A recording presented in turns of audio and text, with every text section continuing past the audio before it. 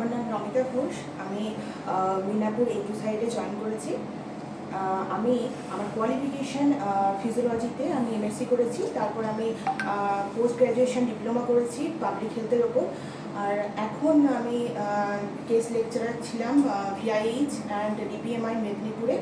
এবং আমার trainer doctor Mainak কর স্যার, যিনি আমাকে A2 সাইডে ট্রেনিং করাচ্ছেন।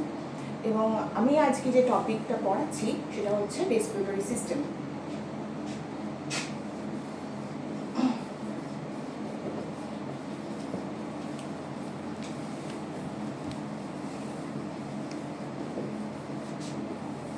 আমি রেসপিরেটরি সিস্টেমের মধ্যে আমি যে একটা টার্ম বলছি সেটা হচ্ছে রেসপিরেশন। রেসপিরেশন মানে আমরা যেটা বুঝি সেটা আমরা ইনহেলেশন করছি, সেটাকে আমরা ইন্সপিরেশনও বলি, এবং এক্সহেলেশন যেটাকে আমরা এক্সপিরেশন বলবো। অর্থাৎ ইনহেলেশনের মাধ্যমে আমরা যে বাতাসটাকে আমরা নোজের মাধ্যমে ইনহেল করছি, আমরা ভেতরে নিচ্ছি, এবং এক্সহেলেশন বা এক্সপিরেশনের মাধ্যমে আমরা যে এয়ারটাকে ব্রিথ আউট করছি। এই রেসপিরেশনের মাধ্যমে আমরা কি করছি, ইনহেলেশন এবং এক্সহেলেশনের মাধ্যমে আমরা টোটাল ব্রিদিংটাকে কমপ্লিট করছি। এই রেসপিরেশনের সঙ্গে যুক্ত আছে আমাদের রেসপিরেটরি অর্গান, এবং সেই রেসপিরেটরি অর্গান কি আছে সেটা হচ্ছে লাংস। এবং লাংস সহ আমরা যে রেসপিরেটরি পাথওয়ে আমরা যেটা পড়বো বা ট্র্যাক যেটাকে পড়বো, সেটা আমরা কোথায় পড়বো, সেটা আমরা পড়বো রেসপিরেটরি সিস্টেমে। এবং রেসপিরেটরি সিস্টেমে আসার আগে আমরা যেখান থেকে স্টার্ট করব সেটা কি, আমাদের নোজের মাধ্যমে আমরা কি করব, ইনহেলেশন এবং এক্সহেলেশনটা করতে থাকবো। চলো আমরা দেখা যাক নোজের মাধ্যমে আমরা কিভাবে ইনহেলেশন এবং এক্সহেলেশনটা করছি।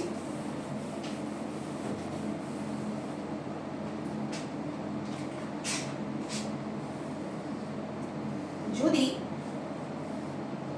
আমরা নোজ দেখি, নোজের আমাদের ফ্রন্ট সাইডে কি থাকে, নস্ট্রিল থাকে, দুটো নস্ট্রিল থাকে।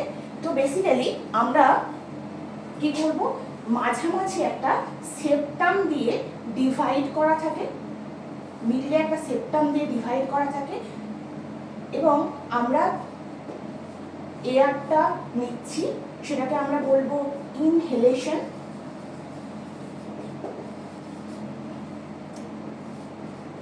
এটা সেপ্টাম দিয়ে দুটো নস্ট্রিলে ভাগ হয়েছে, এবং এয়ারটা আমরা নিচ্ছি, এবং সেই প্রসেসটাকে বলবো কি, ইনহেলেশন। এবং সেম ওয়েতে আমরা নস্ট্রিল দিয়ে আমরা এয়ারটাকে ব্রিথ আউট করছি, এবং সেটাকে বলবো এক্সহেলেশন। এবার আমরা একটা হিউম্যানের মুখ এবং নাক একে আমরা বোঝাবো যে এক্সহেলেশন এবং ইনহেলেশন পদ্ধতি।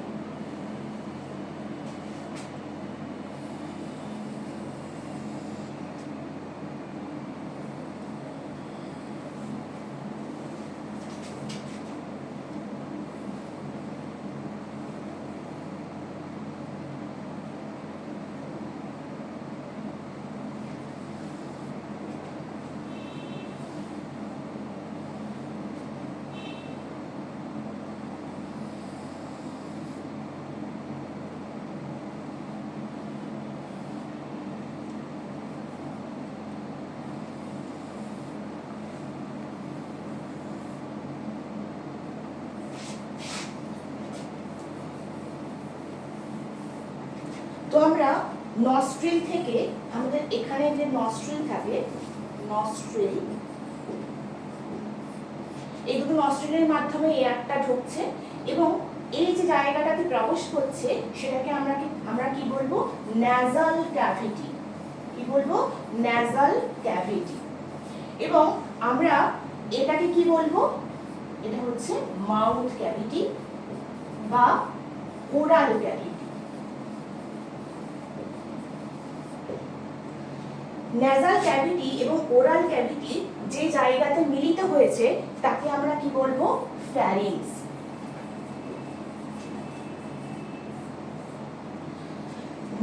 ন্যাজাল ক্যাভিটির ঠিক পেছনের দিকে যেখানে ফ্যারিংস মিলিত হয়েছে আমরা সেই জায়গাটাকে কি বলবো?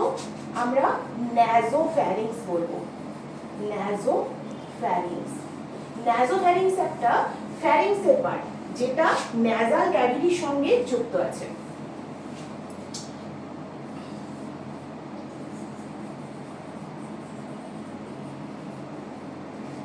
ওরোফ্যারিংস আমরা কাকে বলবো? ফ্যারিংসেরই একটা পার্ট আর একটা অন্য পার্ট যেটা আমাদের ওরাল ক্যাভিটির সাথে যুক্ত আছে। ওরাল ক্যাভিটির জাস্ট পেছনের দিকের অংশকে আমরা বলবো ওরোফ্যারিংস এবং যেটা হচ্ছে একটা ফ্যারিংসেরই পার্ট। নেক্সট যেটাতে আমরা আসবো সেটাকে বলবো ল্যারিঙ্গোফ্যারিংস।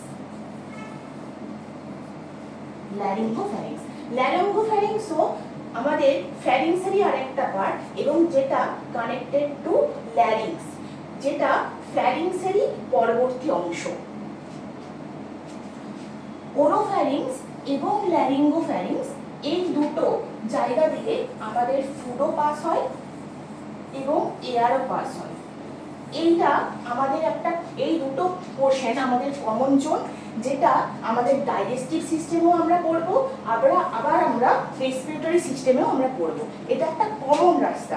আমরা যেমন দেখি কোনো একটা মোড়ে গিয়ে দেখি যে দুটো রাস্তা গিয়ে ভাগ হচ্ছে, তো সেই রকম একটা মোড়ের মতো জায়গা সেটা হচ্ছে ফ্যারিংস, এবং সেখান থেকে আমরা দেখব একটা ডাইজেস্টিভ সিস্টেমের দিকে চলে যাচ্ছে এবং একটা হচ্ছে আমাদের রেসপিরেটরি সিস্টেমের দিকে চলে আসছে। পেছনের দিকের যে পোর্শনটা সেটা আমাদের কি হবে? সেটা ফুড পাস করবে এবং সেটাকে আমরা কি বলবো? ফুড পাইপ বা ইসোফেগাস। সেটাকে আমরা কি বলবো? ইসোফেগাস। কিন্তু সামনের দিকে যে অংশটা সেটা আমরা কি বলবো? সেটাকে আমরা বলবো আমাদের উইন্ড পাইপ। কিন্তু এই উইন্ড পাইপটা অনেকটা নিচের দিকে এসে স্টার্ট হয়েছে, কারণ তার আগে কি রয়েছে? আমাদের ল্যারিংসের পার্ট রয়েছে। এটাকে স্পেসিফিক্যালি উইন্ড পাইপ না বলে এটাকে একদম ল্যারিংসই বলে, কারণ আমরা ট্র্যাকিয়াকে স্পেসিফিক্যালি উইন্ড পাইপ বলছি। এটাকে উইন্ড পাইপ শব্দটা ব্যবহার করার দরকার নেই, এটা ল্যারিংস বলা হোক। অবশ্যই এখান দিয়ে উইন্ড পাস করে, কিন্তু আমরা এটাকে উইন্ড পাইপ ওইভাবে ওই অর্থে বলবো না। তো এই সামনের অংশ দিয়ে যেহেতু এয়ার পাস করছে সেই অংশটাকে আমরা কি বলবো? ল্যারিংস। তো এই যে ল্যারিংস, একটু থামাবো এখানটা, একটা জায়গা না ঠিক একটু কনফিউশন ক্রিয়েট করছে। এই ডিভিশনটা ঠিক এরকম, এটা যে একটা দিয়ে বোঝানো হচ্ছে এরকম কেন? আমি তো এইটাকে এইভাবে করতে পারতাম যে এটা সামনের দিকে চলে গেল, এটা পেছন দিকে চলে আসলো, তাহলে আমার বোঝা যাচ্ছে না। না, আমার তাহলে টিউবুলার স্ট্রাকচারটা ঠিক মতো বোঝা যাবে।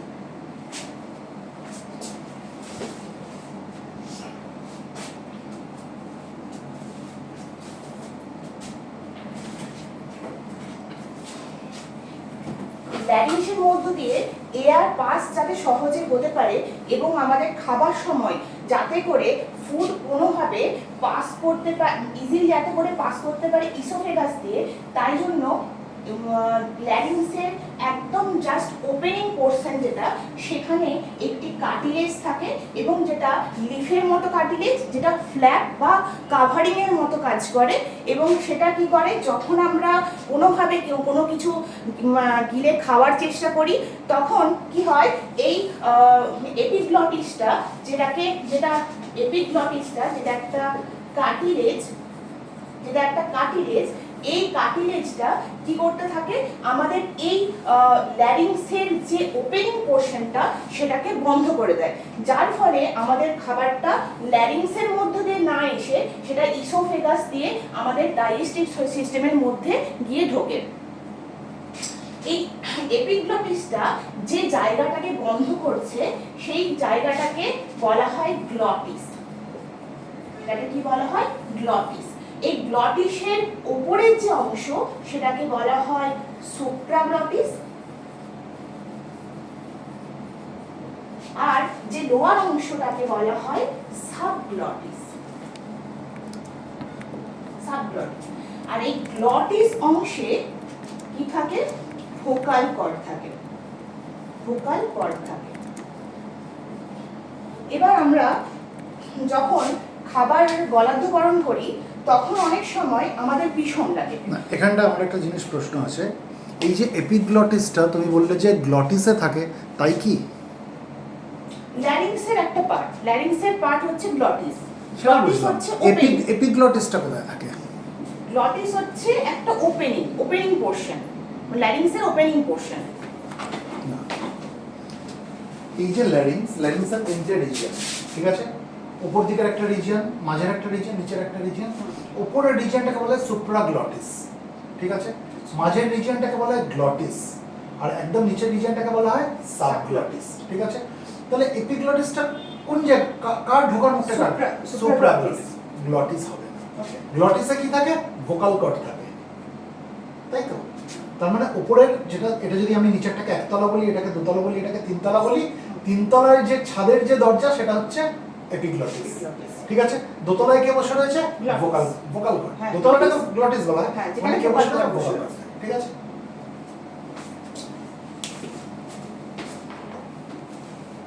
এবং গ্লটিস কি করে? এপিগ্লটিস কি করছে আমাদের? এপিগ্লটিস আমাদের মুখটা, এই সুপ্রাগ্লটিক্সের পোরশনটাকে বন্ধ করে দিচ্ছে, যার ফলে আমাদের ফুড অ্যাসপিরেশন হতে দিচ্ছে না, যেটা আমাদের কোনোভাবেই উচিত না। এটা যদি হয় তখন কি হয়? আমাদের একটা কাশি আসে, এবং যার ফলে আমাদের যদি কোনোভাবে ল্যারিংসে কোনোভাবে যদি খাবার ঢুকে যায়, সেটা জোরে কাশির মাধ্যমে আমাদের শরীর থেকে বেরিয়ে যায়, এবং তারপরে আমরা জল পান করতে পারি। কিন্তু সেই সময় কোনোভাবে আমাদের জল পান করা উচিত নয়, কারণ যদি আমরা জল পান করি তখন আবার কিন্তু আমাদের এপিগ্লটিসটা বন্ধ হয়ে যাবে, তার ফলে কিন্তু কোনোভাবেই আমাদের ওই যে ফুডটা আমাদের আটকেছে সেই ফুডটা কোনোভাবে বাইরে আসতে পারবে না। এবার আমরা আসবো গ্লটিস পোরশনে যে ভোকাল কর্ড থাকে। এই ভোকাল কর্ড আমাদের কি করে? আমাদের ভয়েস বক্স হিসাবে কাজ করে। সেই আমাদের কি করে? আমরা যার জন্য কথা বলতে পারি, যখন ইয়ারটা পাস হচ্ছে সেই পাসের জন্য একটা ভাইব্রেশন তৈরি হয়, এবং ভাইব্রেশনের জন্য আমাদের সাউন্ড প্রোডাকশন হয়।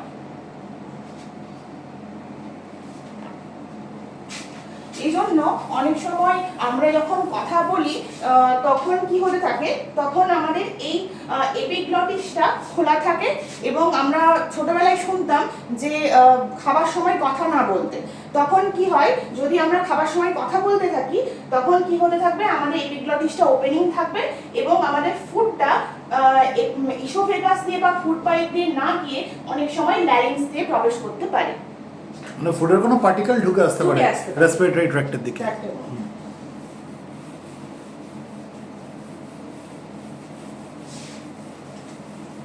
আমরা নেক্সট লাংস এবং লাংসের মধ্যে যে আমাদের ল্যারিংসের যে নেক্সট পরবর্তী যে অংশ ঢুকছে সেটা আমরা দেখব।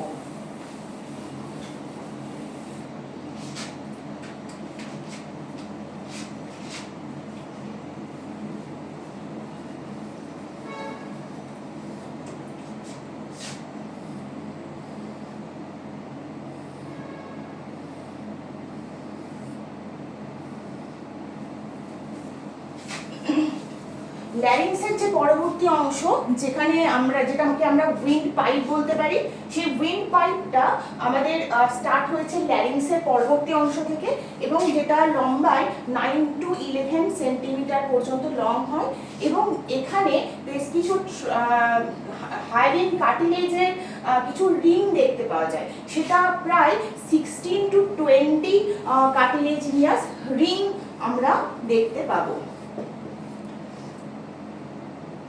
এই ট্রাকিয়াটা incomplete cartilaginous ring, C shaped incomplete cartilaginous ring, হ্যাঁ, যেটা ইউ অর সি শেপড, যেটা U or C shaped incomplete cartilaginous ring, এবং যেটা আমাদের এই U shape or C shape এই কার্টিলেজ রিংগুলো থাকার কারণে ট্রাকিয়াটা কোনোভাবে কোল্যাপস হতে পারবে না, মানে প্রিভেন্ট করে কোল্যাপস থেকে। এই ট্রাকিয়াটা প্রায় মিড মিড থোরাসিক রিজিয়ন পর্যন্ত পৌঁছেছে এবং তারপর সেটা বাইফার্কেটেড হয়ে গেছে এবং দুটো লাংসের মধ্যে গিয়ে ঢুকেছে।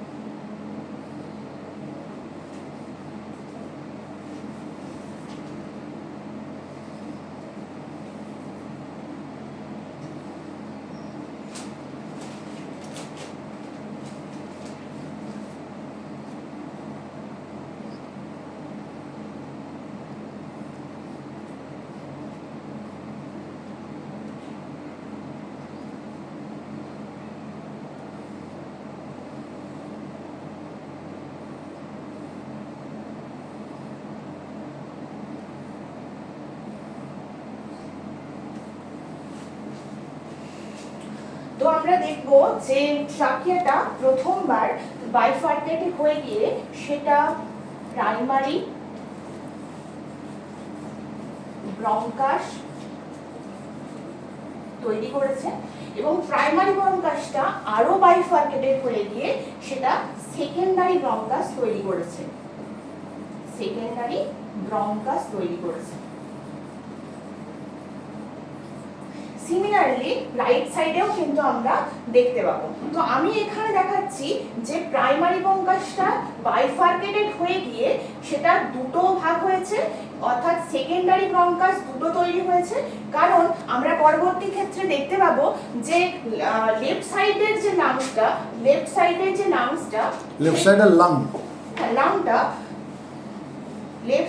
লাংটা সেটা দুই ভাগে দুটো লোবে বিভক্ত হয়েছে, কিন্তু রাইট সাইডের যে লাংটা সেটা তিনটে লোবে বিভক্ত হয়েছে। তাই তিনটে বাইফার্কেশন আমি দেখতে পাবো সেকেন্ডারি ব্রঙ্কাসে। সেকেন্ডারি ব্রঙ্কাসটা আরেকটা জিনিস আমি একটু বলে দিই। এই জায়গাটা জোড়া হয়নি, এটা জুড়তে হবে। হ্যাঁ ঠিক আছে, এটা কত দিয়েছে? Up to mid thoracic region, mid thoracic cavity অবধি এসেছে, তাই তো? এটা আমি যদি ভার্টিব্রাল কলামের সঙ্গে তুলনা করি, এটা কত অবধি এসেছে? এটা ট্রেনারের জানা উচিত। হ্যাঁ T4 to T5, T4 to T5, ঠিক আছে। মোটামুটি আমি যদি T4 আমি স্পেসিফিক্যালি কেন বলতে পারি না, কারণ পজিশনটা কিসের সঙ্গে চেঞ্জ করে? ব্রিদিং এর সঙ্গে চেঞ্জ করে, তাই তো? এই যে জায়গাটা, এটাকে কি বলা হয়? এটা আমরা জানি ক্যারিনা। চলো দেখো, সেকেন্ডারি ব্রঙ্কাসটা আরো ফার্দার বাইফার্কেটেড হয়ে যাবে এবং ফার্দার বাইফার্কেটেড হয়ে গিয়ে সেটা টারসিয়ারি ব্রঙ্কাস তৈরি করবে।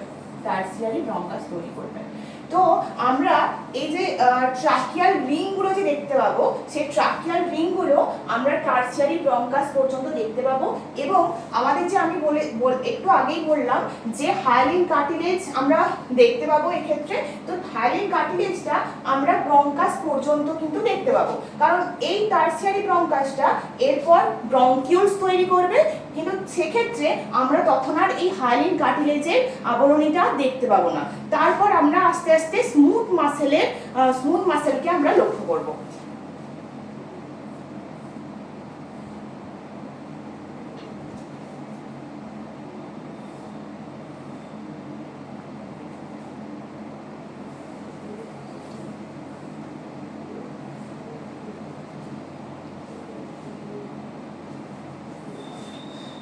পরবর্তী ক্ষেত্রে ইনিশিয়াল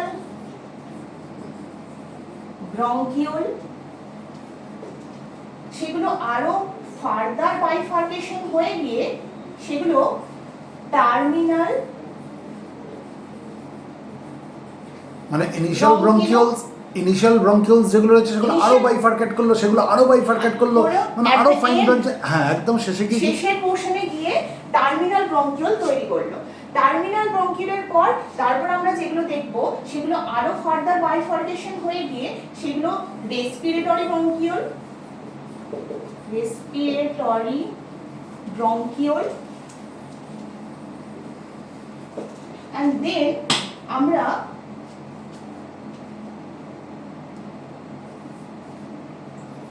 alveolar duct দেখতে পাবো, যেখানে অ্যালভিওলি বা অ্যালভিওলার স্যাক তৈরি হয়েছে এবং যার মধ্যে অ্যালভিওলিগুলো থাকবে এবং নাম্বার অফ অ্যালভিওলাস যেখানে প্রেজেন্ট থাকবে এবং সেখানে আমরা দেখতে পাবো যে গ্যাসিয়াস এক্সচেঞ্জ হচ্ছে। তো আমরা একদম শেষের দিকের যে পোর্শনগুলোতে রেসপিরেটরি ব্রঙ্কিওলসের পর অ্যালভিওলার ডাক্ট, তারপর অ্যালভিওলার স্যাক, সেখানেই আমরা দেখতে পাবো যে যেখানে গ্যাসিয়াস এক্সচেঞ্জ হচ্ছে, মানে এটা বেসিক্যালি গ্যাসিয়াস এক্সচেঞ্জ জোন। আর তার ওপরের দিকের যে পোর্শনগুলো আমরা দেখতে পাবো সেখানে কিন্তু কোনো রকম কোনো গ্যাসিয়াস এক্সচেঞ্জ হচ্ছে না এবং সেই পোর্শনটাকে আমরা বলবো কন্ডাক্টিং জোন। তাহলে রেসপিরেটরি জোনের মধ্যে কি কি পড়ছে? রেসপিরেটরি জোনের মধ্যে পড়ছে, আমি যদি নিচ থেকে উপর দিকে উঠি কি কি পড়ছে? অ্যালভিওলার স্যাক, মানে অ্যালভিওলাই গুলো পড়ছে, অ্যালভিওলি এবং অ্যালভিওলার ডাক্ট এবং রেসপিরেটরি ব্রঙ্কিওলস পর্যন্তই আমরা ধরতে পারি। সেটা হচ্ছে রেসপিরেটরি জোন। রেসপিরেটরি জোন, তার উপরে পোরশনটা হচ্ছে কন্ডাক্টিং জোন। কন্ডাক্টিং জোন, যেখানে কোনো গ্যাসিয়াস এক্সচেঞ্জ হচ্ছে না। Very good. কিন্তু যদিও অ্যালভিওলার ডাক্ট এবং রেসপিরেটরি ব্রঙ্কিওল রেসপিরেটরি জোনের মধ্যে পড়ে, কিন্তু সেখানে খুব সামান্য গ্যাসিয়াস এক্সচেঞ্জ হলেও majority of the gaseous exchange কোথায় হয়? Between the alveoli and blood capillaries, তাই তো? মানে 70% অফ দ্য অ্যালভিওলার সারফেস কিন্তু ব্লাড ক্যাপিলারি দিয়ে কভার থাকে। সেগুলো পালমোনারি ক্যাপিলারি বলতে পারি আমরা। মানে ওগুলো তো আলটিমেটলি ওই পালমোনারি আর্টারির ব্রাঞ্চেস। হ্যাঁ স্যার।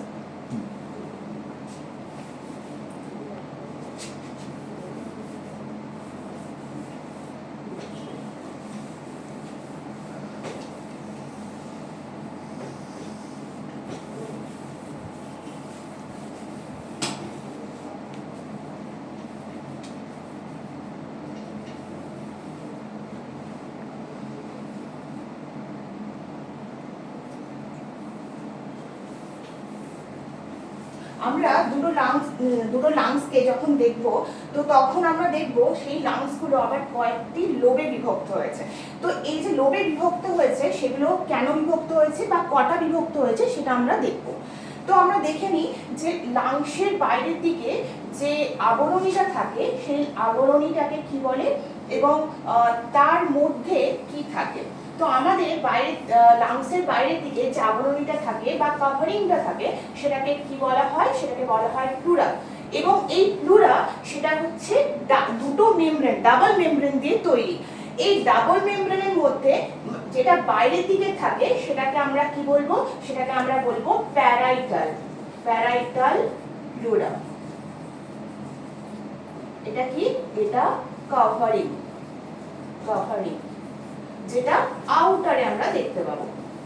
আর যেটা ইনার সেটা কি বলবো? সেটা হচ্ছে ভিসেরাল প্লুরা। ভিসেরাল কথার অর্থ ভেতরের দিক বা ইনার সাইড। তো যেটা আমরা দেখতে পাবো ইনারে। এই প্যারাইটাল প্লুরা আর ভিসেরাল প্লুরা তার মাঝে একটা আমরা ক্যাভিটি দেখতে পাবো। এই ক্যাভিটির মধ্যে কি দেখতে পাবো? Plural fluid. কি দেখতে পাবো? Plural fluid. এই প্লুরাল ফ্লুইড আমাদের যে মেকানিক্যাল শক, সেটাকে মেকানিক্যাল শক থেকে আমাদের প্রিভেন্ট করতে সাহায্য করে। এছাড়াও আমাদের যখন লাংস এক্সপ্যান্ড হচ্ছে, আবার যখন সেটা কমে আসছে, বারবার এটা কন্টিনিউয়াসলি হচ্ছে, তো সেই ঘর্ষণজনিত আঘাত থেকে সেটাকে প্রিভেন্ট করার জন্য সেই প্রিভেনশনটা করতেও আমাদের প্লুরাল ফ্লুইড সাহায্য করে। মানে লুব্রিকেটিং ফ্লুইডের মতো কাজ করে। হ্যাঁ স্যার।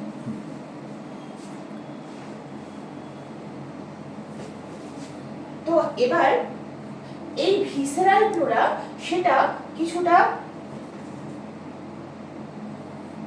ইনভ্যাজিনেট করে গিয়ে সেটা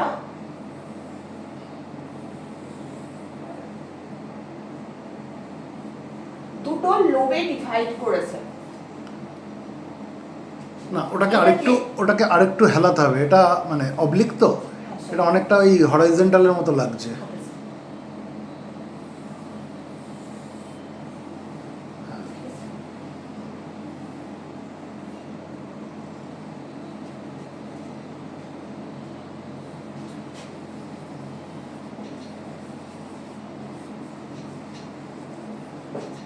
তো এটাকে আমরা কি বলবো? Oblique fisher. এই ফিশার বানানটা ভুল হলো, এটা আর হবে অবলিক ফিশার। এবং অবলিক ফিশারটা তৈরি হওয়ার ফলে এই লেফট সাইডের যে লাংটা সেটা দুটো লোবে ভাগ হয়েছে এবং সেটাকে বলবো, আপারেরটাকে বলবো সুপিরিয়র লোব, আর লোয়ারেরটাকে আমরা বলবো ইনফিরিয়র লোব। সিমিলারলি রাইট সাইডেও আমরা এরকম ফিচার্স দেখতে পাবো, কিন্তু সেক্ষেত্রে আমরা দুটো ফিচার্সকে আমরা দেখতে পাবো।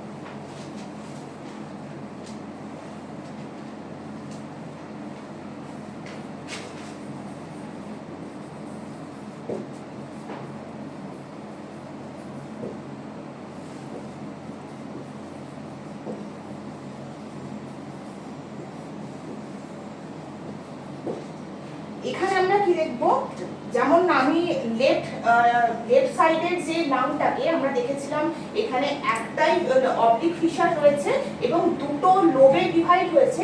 এখানে রাইট সাইডের যে লাংটা আছে, সেখানে আমরা দুটো ফিশারকে দেখব, একটা হরাইজন্টাল ফিশার, একটা অবলিক ফিশার। এবং যেটা কি হয়েছে, ভিসেরাল প্লুরা সেটাই ইনভ্যাজিনেট করে গিয়ে তৈরি হয়েছে এবং তার ফলে হরাইজন্টাল ফিশার এবং অবলিক ফিশার রাইট লাংকে তিনটে লোবে ডিভাইড করেছে। তো উপরের দিকে যে লোবটা সেটাকে বলবো সুপিরিয়র, মিডলের যে পোর্শনটা সেটাকে আমরা বলবো middle superior lobe, middle lobe, and লোয়ারে আছে বলে ওটাকে আমরা কি বলবো, ইনফিরিয়র লোব। তাহলে আমরা রাইট সাইডের যে লাংটা সেখানে আমরা তিনটে লোব দেখতে পাবো, কিন্তু লেফট সাইডের যে লাং সেখানে আমরা দুটো লোব দেখতে পাবো।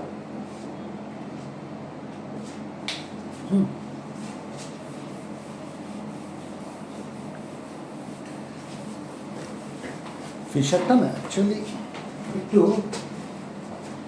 মানে একদমই ঠিক হয়েছে জিনিসটা, মানে এই টাইপের, মানে একটু এরকম করে, এটা একটু কাট। হ্যাঁ মানে জিনিসটা কি এইরকম, এখানে জিনিসটা ধরো আমার তো আরো বাজে হচ্ছে এরকম, এই ঠিক আছে, মানে অতটা না হলেও কিছুটা আর কি এরকম টাইপের, মানে যেহেতু অবলিক তো একটু স্ল্যান্টিং হবে জিনিসটা, স্ল্যান্টিং।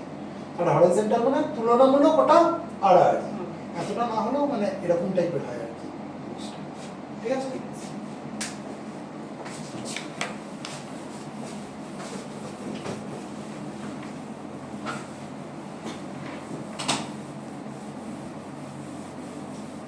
তো এরপর আমরা আসবো একটা অ্যালভিওলাসকে আমরা দেখবো এবং তার মধ্যে কিভাবে গ্যাসিয়াস এক্সচেঞ্জ হচ্ছে সেগুলো আমরা আস্তে আস্তে দেখবো।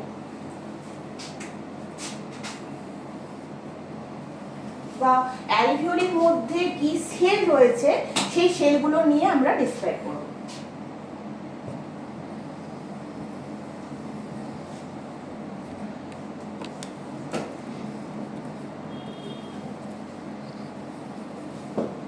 আমরা যদি একটা অ্যালভিওলাসকে দেখি, লাংসের মধ্যে তো প্রায় দুটো লাংস মিলিয়ে প্রায় 480 মিলিয়নের ওপর অ্যালভিওলি থাকে। তো এই অ্যালভিওলি গুলো অ্যালভিওলাস স্যাকের মধ্যে থাকে। তো আমরা যদি একটা অ্যালভিওলাসকে দেখি, তো এই অ্যালভিওলাসের মধ্যে আমরা দু ধরনের সেলকে আমরা দেখতে পাবো। একটা হচ্ছে নিউমোসাইট, আর একটা হচ্ছে ম্যাক্রোফ্যাজেস। তো এই নিউমোসাইট আবার দুটো টাইপের হয়, একটা টাইপ 1 আর একটা টাইপ 2, আরেকটা টাইপ 2। তো এই নিউমোসাইট গুলো কোথায় থাকে? নিউমোসাইট গুলো অ্যালভিওলাসের যে সারফেস রয়েছে সেই সারফেস বরাবর এই নিউমোসাইট গুলো থাকে। এই নিউমোসাইট গুলো দু ধরনের হয়, সেগুলোকে নিয়ে আমি ডেসক্রাইব করছি। আর ম্যাক্রোফাজেস যে সেলগুলো থাকে তারা হচ্ছে মুভেবল, এরা মুভ করতে পারে না। নিউমোসাইট গুলো সারফেস বরাবর থাকে, কিন্তু ম্যাক্রোফাজ তারা মুভ করতে থাকে। আমরা যদি ধরে নিই আরেকটা আমরা যদি অ্যালভিওলাসকে আমরা ড্র করি, তাহলে আমরা দেখব যে এই অ্যালভিওলাস আরেকটা যে অ্যালভিওলাস তার মধ্যে যে কমন জোন থাকে, এরকম থাকে না যে এটা এটা দুটো আলাদা করে মেমব্রেন রয়েছে। এটা বাবলসের মতো একটা কমন ওয়াল থাকে, যেটা একটা পোর তৈরি করে। এটা বেসিক্যালি একটা সেপ্টারের মতো, যেই পোরটাকে বলা হয় পোরস অফ কন। এবার যদি আমরা ম্যাক্রোফাজেস এই যে সেলগুলো দেখি, তখন কিন্তু সেটা এই অ্যালভিওলাস থেকে এই অ্যালভিওলাসও কিন্তু মুভ করতে পারে। তো এবং এইটার ইম্পর্টেন্সটা কি, যে ম্যাক্রোফাজেস গুলো আমরা যখন কোনোভাবে ডাস্ট পার্টিকেল বা কোনোভাবে ভাইরাস, কোনো ব্যাকটেরিয়া, কোনো কিছু বা পোলেন, যাই কিছুই আমরা বাইরে থেকে ইনহেল করি না কেন, মানে যেগুলো আমাদের জন্য আনডিজায়ারেবল, সেটা কি করে আমাদের সেটাকে বের করে দেওয়ার চেষ্টা করে। এবং কেন? কারণ এখানে আমরা গবলেট সেলকেও আমরা দেখব।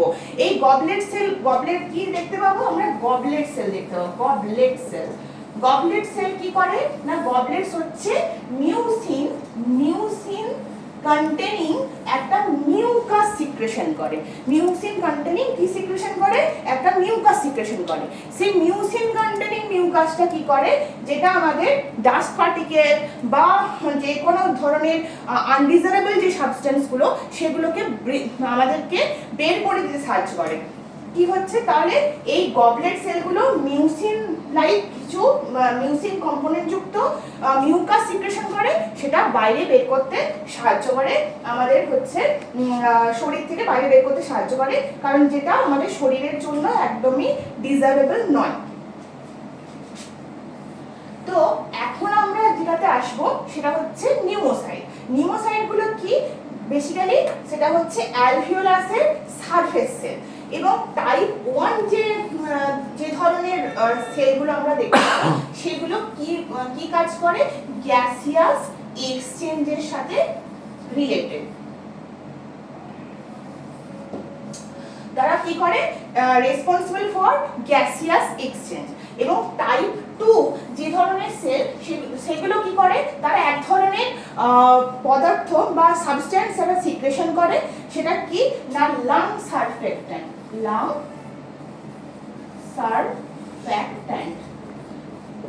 তো লাং সারফেক্ট্যান্ট বা পালমোনারি সারফেক্ট্যান্ট বা লাং সারফেক্ট্যান্ট। তো লাং সারফেক্ট্যান্ট বা পালমোনারি সারফেক্ট্যান্টসের ইম্পর্টেন্সটা কি, বা এটা কি? এটা একটা প্রোটিন এবং ফসফোলিপিড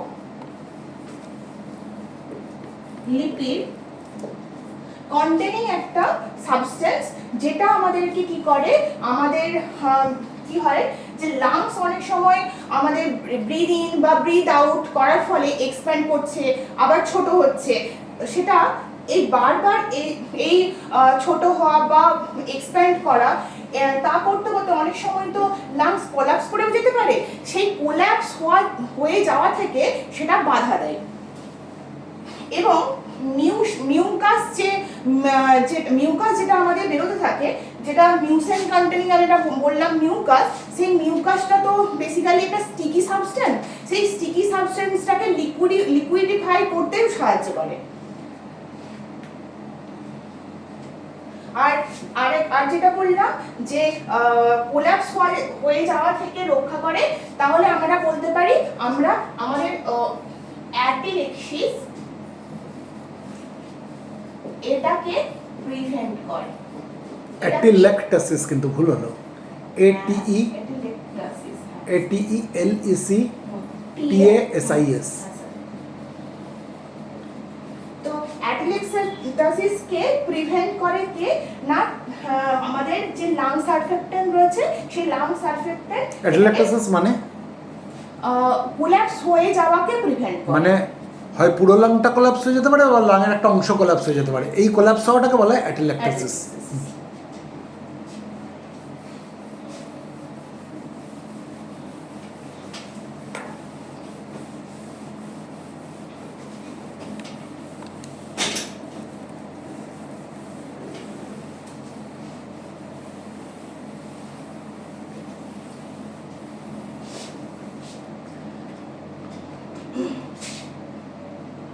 এবার আমরা পড়ব ব্রিদিং।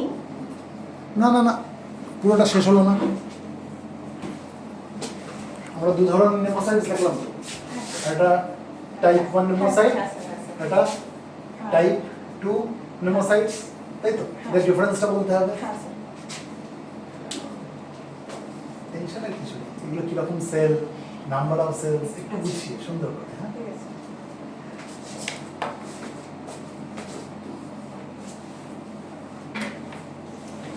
তো টাইপ 1 আর টাইপ 2 যে ধরনের সেল, তো তাদের সাইজ টাইপ 1 নেমোসাইটস, সাইট মানে হচ্ছে সেল, হ্যাঁ স্যার, নেমোসাইটস মানে হচ্ছে অ্যালভিওলার সেল। টাইপ 1 নিউমোসাইট এবং টাইপ 2 নিউমোসাইটকে যদি আমরা দেখি তাহলে তাদের সাইজের ভ্যারিয়েশন লক্ষ্য করা যায়। তো এগুলো নর্মালি যে থিন লাইক শেপ, থিন শেপের হয়, বাট টাইপ 2 যে সেলগুলো সেগুলো কিছু কিছু কিউবয়েড বা কিউবিক্যাল কিছু শেপের হয়, কিউবিক্যাল শেপের হয়। তো আমরা যদি দেখি কিউবয়েডাল, হ্যাঁ। তো আমরা যদি দেখি একটা বেঞ্চের মধ্যে যদি আমরা ধরি চারজন বসেছে, তো এখানে যদি আমি দেখি যে টাইপ 1 সেল রয়েছে, আবার এখানেও টাইপ 1 সেল রয়েছে। তো টাইপ 1 সেল একজন মানে একটা টাইপ 1 সেল বসছে, তো আমরা বলতে পারি যে 25% সে এরিয়া নিয়ে বসেছে, এবং তার পাশে আমি আবার এখানেও দেখলাম টাইপ 1 সেলই বসেছে, আবার এখানেও আমরা দেখলাম যে টাইপ 1 সেল বসেছে। তারা আমরা টোটাল ধরলাম যে তারা 75% এরিয়া নিয়ে বসেছে, কিন্তু তারা কিন্তু 3 হেডসই বসেছে। তো আমরা বলতে চাইছি যে টাইপ 1 সেল সে কিন্তু সাইজে বড়, যার ফলে সে অনেকটা এরিয়া নিয়ে বসেছে, কিন্তু তার নাম্বার অফ সেল কিন্তু কম। কিন্তু এক্ষেত্রে যদি আমি টাইপ 2 কে দেখি, তার নাম্বার অফ হেডস কিন্তু অনেক বেশি, সে হয়তো 25% এরিয়া জুড়ে রয়েছে, কিন্তু তার নাম্বার অফ হেডস কিন্তু অনেক বেশি, যার ফলে এরা কিন্তু সংখ্যায় অনেক বেশি পরিমাণে থাকে। তো আমরা যদি দেখি এরা 95% এরিয়া নিয়ে আছে, এরা 5% এরিয়া নিয়ে আছে। কিন্তু আমরা যদি সংখ্যা হিসেবে দেখি, তখন কিন্তু আমরা টাইপ 1 সেল কিন্তু অনেক কম সংখ্যক রয়েছে, টাইপ 1 নিউমোসাইট কিন্তু অনেক কম সংখ্যক রয়েছে, টাইপ 2 সেক্ষেত্রে সংখ্যায় অনেক বেশি রয়েছে। এটা একটু কেমন, আমি উদাহরণটা দিলাম, উদাহরণটা মুখস্থ টাইপের হয়ে গেল, এটাকে একটু গুছিয়ে বলতে হবে স্টুডেন্টদের উপরে। একদম ঠিক আছে, তার একটু ভালো করে। এই বেঞ্চের উদাহরণটা প্রথমে আমি দেবো না, আমি কি করব, যে টাইপ 1 নেমোসাইটস কি করছে, মোটামুটি approximately 95% of the alveolar surface occupy করে রেখেছে, আর টাইপ 2 নেমোসাইটস কতটা অকুপাই করে রেখেছে, মোটামুটি রিমেইনিং 5%, তাই তো? তাহলে আমি যদি নাম্বার অফ সেলস দেখি, নাম্বার অফ সেলস কার বেশি হবে, টাইপ 1 না টাইপ 2? স্টুডেন্টরা কি বলবে, হ্যাঁ টাইপ 1। টাইপ 1 কেন? যেহেতু 95% of the alveolar surface occupy করে রেখেছে, টাইপ 2 তো মাত্র 5%। তখন আসবে উদাহরণ আমি টাইপ 1 আর টাইপ 2 নেমোসাইটস নিয়ে দেব না, তাহলে ওখানে আমার নাম্বারে কনফিউশন আসছে। আমি কি বলবো, আমি ব্ল্যাক পেনটা বলে গেল, আমি বলবো যে একটা বেঞ্চ আছে, যে উদাহরণটা আমি দিয়েছিলাম, বেঞ্চটায় 4টে মানুষ বসতে পারে, ঠিক আছে? তার মানে এক একটা মানুষ কতটা জায়গা অকুপাই করে রাখে? 25%। 25%। এখানে তাহলে এই 25% এর মধ্যে একটা মানুষ বসে গেল, এই 25% এ আরেকটা মানুষ বসে গেল, এই 25% এ আরেকটা মানুষ বসে গেল। তাহলে মানুষে কতটা জায়গা কভার করে নিল বেঞ্চের? কতটা জায়গা অকুপাই করলো? 75% কিন্তু মানুষ অকুপাই করলো। পড়ে রয়েছে কত পার্সেন্ট? মাত্র 25% পড়ে রয়েছে। এবার এই যে 25% পড়ে রয়েছে, এখানে অসংখ্য মাছি এসে বসলো, তাই তো? তাহলে আমি যদি নাম্বার অফ হেডস ক্যালকুলেট করি, হতে পারে মানুষ 75% অফ দ্য জায়গা অকুপাই করেছে, কিন্তু নাম্বার অফ হেডস কম, মাত্র 3। হতে পারে মাছি মাত্র 25% জায়গা অকুপাই করেছে, কিন্তু এদের নাম্বার অফ হেডস অনেক বেশি। কেন? কারণ এদের সাইজ কম। ঠিক একই মানে যুক্তি এখানেও প্রযোজ্য। হতে পারে type 1 pneumocytes 95% of the alveolar surface occupy করে গেছে, কিন্তু এদের সাইজ যেহেতু বড়, এদের নাম্বার অফ সেলস কম। হতে পারে টাইপ 2 নিউমোসাইটস মাত্র 5% of the alveolar surface occupy করে রেখেছে, কিন্তু এদের সাইজ ছোট, তাই এদের নাম্বার অফ সেলস বেশি হচ্ছে। এইভাবে বলতে হবে, ঠিক আছে? এগো। হ্যাঁ, অবশ্যই জল খাবে। আরে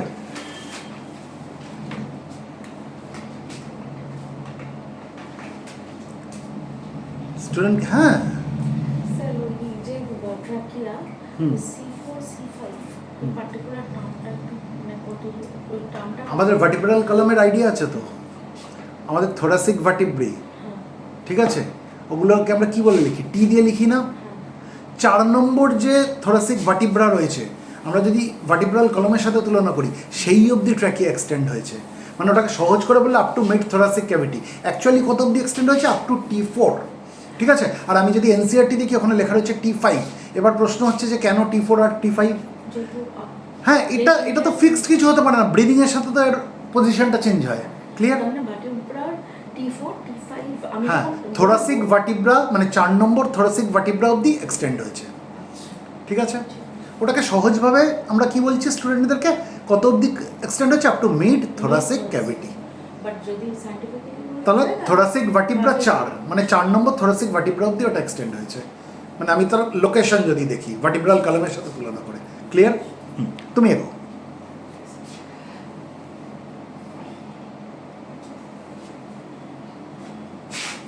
তো আমরা এবার আসবো ব্রিদিং মেকানিজম। তো ব্রিদিং মেকানিজম, এই ব্রিদিং মেকানিজম হচ্ছে আমরা রেসপিরেশন কমপ্লিট আমরা প্রসেসটা করছি, সেখানে যে মাসেলগুলো হেল্প করছে তাদেরকে আমরা কি বলবো? Respiratory muscle. Respiratory muscle. এই রেসপিরেটরি মাসেলগুলো আমরা 1 নম্বর যদি ধরি, সেটা হচ্ছে ডায়াফ্রাম। 1 নম্বর ধরি মানে যেটা সব থেকে ইম্পর্টেন্ট। সেটা সবথেকে ইম্পর্টেন্ট, প্রায় 80% কাজ এই ডায়াফ্রাম করে। তো আমরা এই জন্য প্রাইমারি রেসপিরেটরি মাসেল আমরা ডায়াফ্রামকে বলে থাকি। তো নেক্সট যেটাতে আসবো সেটা হচ্ছে ইন্টারকস্টাল মাসেল। তো এই intercostal muscle external and internal দুটো টাইপের থাকে। ডায়াফ্রাম কোথায় থাকে আর ইন্টারকস্টাল মাসেল কোথায় থাকে, এবার আমরা সেটা দেখে নেব।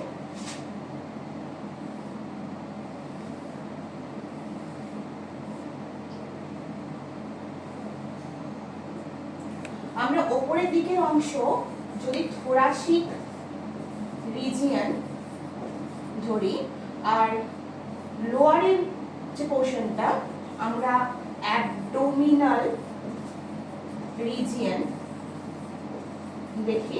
থোরাসিক রিজিয়ন বলতে এই পোর্শনটাতে উপরের দিকের যে পোর্শনে সেখানে কি থাকবে? থোরাসিক কেজ থাকবে, এবং সেই জন্য আমরা এটাকে কি বলবো? Thoracic region. এবং লোয়ার পোর্শনের দিকে অ্যাবডোমিনাল রিজিয়ন বলবো, কারণ এই পোর্শনে আমাদের যে সমস্ত অর্গান বা অর্গান সিস্টেম রয়েছে, ডাইজেস্টিভ অর্গান সিস্টেম রয়েছে, তো এই অ্যাবডোমিনাল পোর্শনে আমরা সেগুলোকে দেখতে পাবো। কিন্তু এই এটাকে একটু রিজিয়ন না বলে এটাকে এরকম লেখো, থোরাসিক ক্যাভিটি আর অ্যাবডোমিনাল ক্যাভিটি। এগুলো তো অ্যাকচুয়ালি বডি ক্যাভিটি। এই দুটো ক্যাভিটিকে আলাদা করছে তো ডায়াফ্রাম।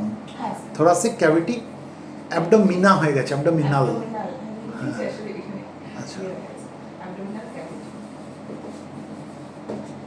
তো এই দুটো ক্যাভিটির মাঝে অর্থাৎ দুটো ক্যাভিটিকে আলাদা করেছে যে ডোম শেপের মাসল, সেটাকে কি বলবো আমরা? ডায়াফ্রাম। ডায়াফ্রাম।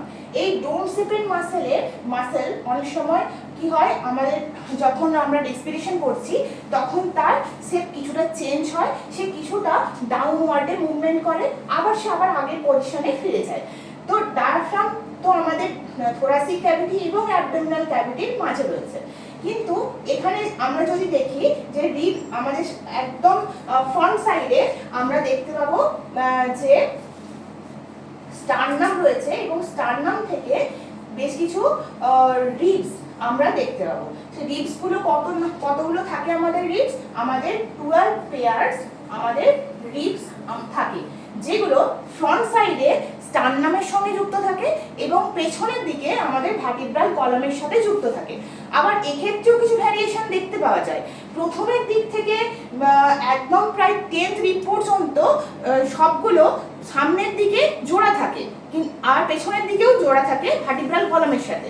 কিন্তু পরবর্তী ক্ষেত্রে আমরা দেখতে পাবো নিচের দিকে যে দুটো 2 পেয়ারস রিব, তারা কিন্তু পেছনের দিকে ভার্টিব্রাল কলামের সাথে যুক্ত থাকলেও সামনের দিকে কিন্তু সে যুক্ত থাকে না স্টারনামের সাথে। সেই জন্য এই একদম নিচের দিকের যে রিবস গুলো, সেগুলোকে আমরা ফ্লোটিং রিবস বলবো। ঠিক আছে?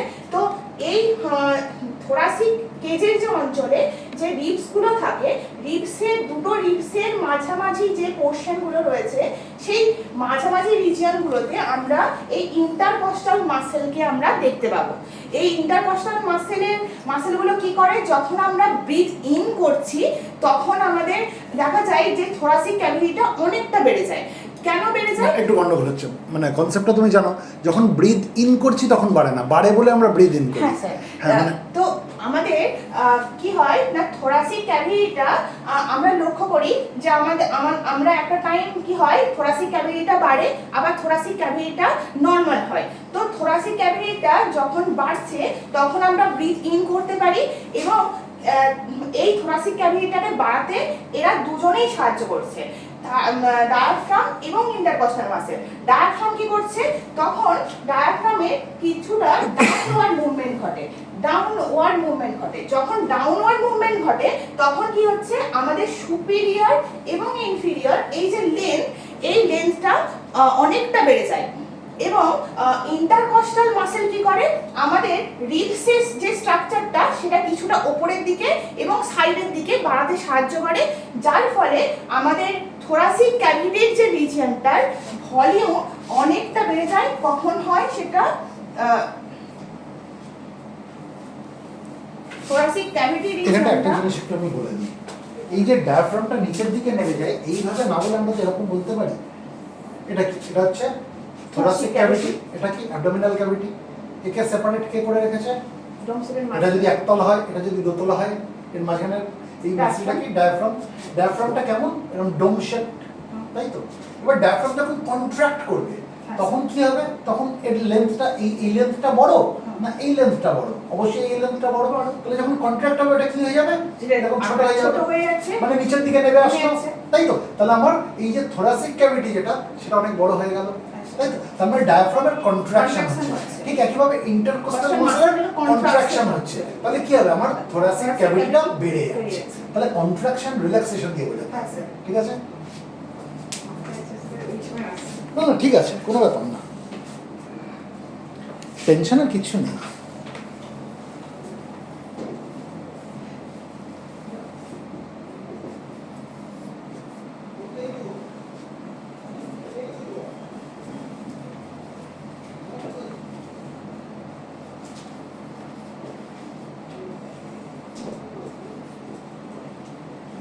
তো আমাদের ভলিউমটা ইনক্রিজ করছে কার, থোরাসিক ক্যাভিটিটা। কেন না, আমাদের ডায়াফ্রামের ডাউনওয়ার্ড মুভমেন্ট হচ্ছে, কেন না ডায়াফ্রামের কন্ট্রাকশন হচ্ছে।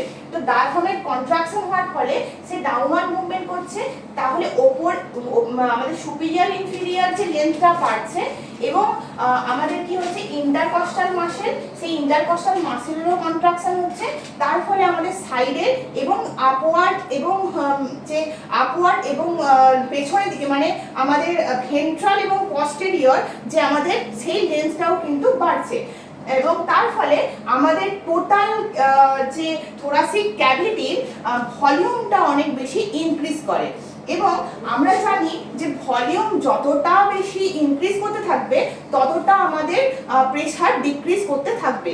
এবং এবার আমরা দেখে নেব যে যখন প্রেসারটা অনেকটা ডিক্রিজ করে ভেতরে, তখন কি হয় আমাদের আউটসাইড থেকে ইনসাইডে আমাদের মানে অ্যাটমসফিয়ার থেকে আমাদের ভেতরে, হ্যাঁ, আউটসাইড না বলে অ্যাটমসফিয়ার বলো।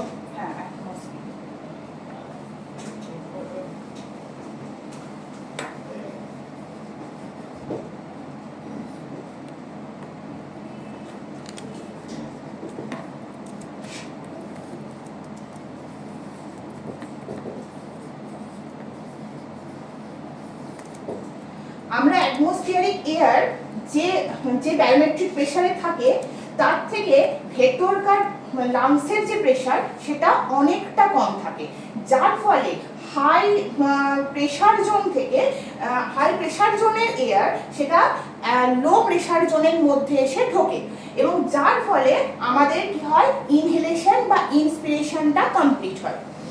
এবং সেম ওয়েতে কি হচ্ছে আমাদের ডায়াফ্রাম এবং ইন্টারকস্টাল মাসেল তারা রিল্যাক্স করতে থাকে। ডায়াফ্রাম যখন রিল্যাক্স করে সে তার আগের অবস্থায় ফিরে আসে, সে তার লেন্থ আবার ইনক্রিজ করে এবং মানে আবার ডোম শেপড হয়ে যায়। ওই ছবিটার মধ্যে দেখো তাহলে বুঝতে পারবে যে কি হবে, রিল্যাক্স করলে কি হবে, যে থোরাসিক ক্যাভিটির জায়গাটা কমে গেল। তো এটা রিল্যাক্সেশন অফ ডায়াফ্রাম, যেটা ডোম শেপে, আর এটা হচ্ছে কন্ট্রাকশন অফ ডায়াফ্রাম। তো আমাদের ডায়াফ্রামের রিল্যাক্সেশন ঘটে, আবার সে আগের অবস্থায় ফিরে আসে বা ডোম শেপের যে স্ট্রাকচারে সে ফিরে আসে এবং যে ইন্টারকস্টাল মাসেল তারও রিল্যাক্সেশন হয় এবং সে যে ভেন্ট্রাল বা ফ্রন্ট বা পস্টেরিয়র পোর্শনে যে লেন্থটা বেড়ে গেছিল সে আবার কি হয় আগের অবস্থায় ফিরে আসে এবং যার ফলে আমাদের কি হয় থোরাসিক ক্যাভিটির যে ভলিউমটা সেটা কি করে ডিক্রিজ করে। তার ফলে আমাদের কি হয় না আমাদের লাংস থেকে, মানে এবার কি হচ্ছে, লাংসের ভেতরে প্রেসার বেশি, অ্যাটমসফিয়ারের প্রেসার কম। লাংসের ভেতরে প্রেসার অনেক বেশি হয়, কারণ কেন না ভলিউমটা অনেক ডিক্রিজ করে গেছে, তার ফলে প্রেসার অনেক বেশি বেড়ে গেছে। তো হাই প্রেসার জোনের এয়ার আমাদের লো প্রেসার জোনে ফিরে আসছে এবং আমাদের কি করছে লাংসের মধ্যেকার যে এয়ারটা সেটা আমরা বাইরে বের করে দিচ্ছি এবং সেটাকে আমরা বলবো এক্সহেলেশন বা এক্সপিরেশন।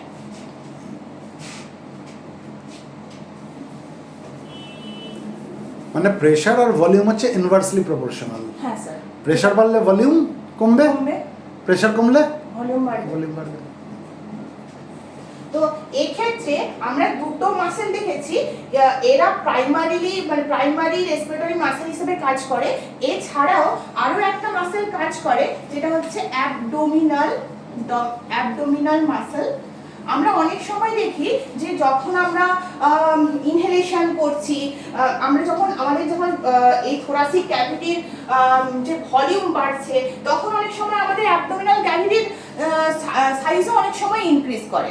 কেন ইনক্রিজ করে? কারণ তখন এই অ্যাবডোমিনাল মাসেলেরও কন্ট্রাকশন হয়, কারণ তখন কি হয়, তখন আমাদের অ্যাবডোমিনাল ক্যাভিটির মধ্যে থাকা যে সমস্ত অর্গ্যান তারাও নিচের দিকে কিছুটা পুশ হয়। কেননা কারণ এই যে মাঝের যে মাসেল রয়েছে, যে ডায়াফ্রাম, তার কি হয়, কন্ট্রাকশন হয়, সে ডাউনওয়ার্ডস দিকে মুভ করে এবং তার ফলে অ্যাবডোমিনাল মাসেল সে কিছুটা প্রেসারাইজ হয় এবং প্রেসারাইজ হওয়ার ফলে কিছুটা অ্যাবডোমিনাল ক্যাভিটির কিছুটা ভলিউম বাড়ে। মানে সেই জন্য ইনহেলেশনের সময় আমরা দেখি কি পেটটা উপর দিকে ফুলছে, সাইডে বাড়ছে, সেটা দেখতে পাই। আবার যখন এক্সহেলেশন করছে আবার পেটটা ছোট হয়ে যাচ্ছে, মনে হয়। হ্যাঁ।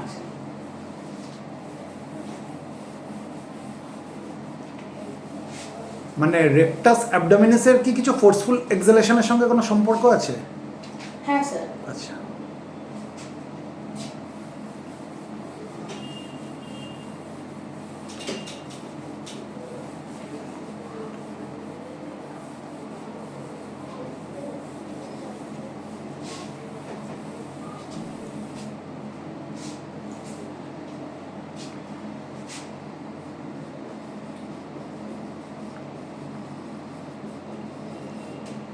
মানে রেকটাস অ্যাবডোমিনাস যখন কন্ট্রাক্ট করে তখন কি হয়, ডায়াফ্রামকে আবার উপর দিকে ঠেলে দেয়, যার জন্য ফোর্সফুল এক্সহেলেশন হয়, তাই তো? এবার আমরা দেখব যে আমরা অক্সিজেন বা আমরা যে এয়ারটা নিচ্ছি বা যে এয়ারটা আমরা বের করে দিচ্ছি, যে ইনহেলেশন বা এক্সহেলেশন হচ্ছে, সেটা তো কমপ্লিট হলো, সেটা আমাদের রেসপিরেটরি ট্র্যাক দিয়ে যাচ্ছে। অক্সিজেন, আমরা সাপোজ অক্সিজেন নিচ্ছি, আমরা অক্সিজেনটাকে নিয়েই মেনলি বলছি কারণ এটা মেন রেসপিরেটরি গ্যাস। তো সেটাকে নিয়ে যখন আমরা বলবো যে অক্সিজেন যখন রেসপিরেটরি ট্র্যাকের মধ্যে দিয়ে যাচ্ছে, একদম শেষ যে আমাদের রেসপিরেটরি যে জোন যে এখানে ক্রিয়েট হয়েছে, সেটা হচ্ছে অ্যালভিওলাস স্যাক এবং অ্যালভিওলাস।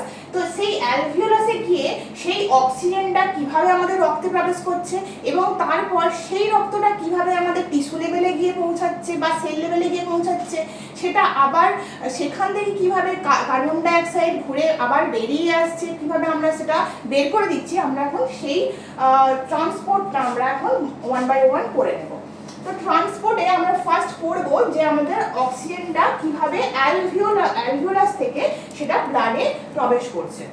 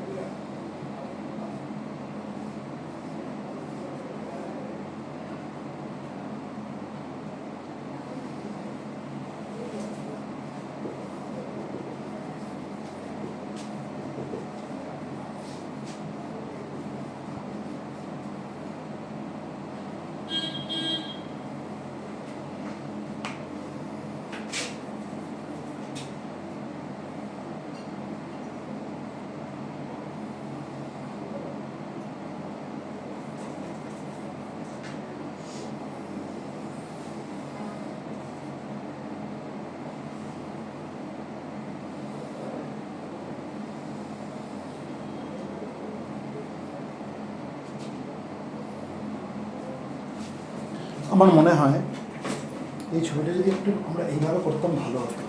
আমরা এদিকে অক্সিজেনেটেড ব্লাডের কথা বলছি তো, আমরা একটু লাল দিয়ে করি না, তাহলে বুঝতে সুবিধা হবে না? আচ্ছা, লেফট সাইড আমি যদি এইভাবে না এঁকে, এটা যেন মনে হচ্ছে দুখানা হার্ট, আমি একদম সহজ করে দিই, স্ট্রাকচারটাকে কমপ্লিকেট না করে। লেফট সাইডে কি থাকে? অক্সিজেনেটেড ব্লাড, এটা তার মানে আমি লেফট সাইড রাখলাম। আর রাইট সাইডে কি থাকে? Deoxygenated blood. তাহলে আমি হার্টটাকে এরকম বড় করে দিই না, করে দেওয়া যায়? এরকম বড় করে, মানে একটাই হার্ট, এটাকে আমি left side of the heart বানাচ্ছি যেখানে আমি অক্সিজেনেটেড ব্লাড পাচ্ছি, এটাকে আমি right side of the heart বানাচ্ছি যেদিকে আমি ব্ল্যাক পেনটা ডিঅক্সিজেনেটেড ব্লাড পাচ্ছি। এটা সেপটা ধরে নিলাম। এবার যথারীতি ধরো, যথারীতি এটাকে আমি এরোটা করে দিতে পারি, এই তো এখান দিয়ে অক্সিজেনেটেড ব্লাড যাচ্ছে। মানে এরকম করে করলে আমার মনে হয় বোধহয় একটু বুঝতে সুবিধা হবে স্টুডেন্টদের, তাই তো? এদিকটাও সেইভাবে আমি করবো, মানে তুমি যেমন করতে চাইছো আর কি, লাল আর নীল দিয়ে করো। স্টুডেন্টদেরকে বলে দাও যে মনে রাখতে হবে আমার বাঁ দিকটা হচ্ছে অক্সিজেনেটেড ব্লাড, ডান দিকটা হচ্ছে ডিঅক্সিজেনেটেড ব্লাড। আমি মনে রাখবো কি করে বাঁ দিকটা অক্সিজেনেটেড? আমি লাল দিয়ে রাখবো।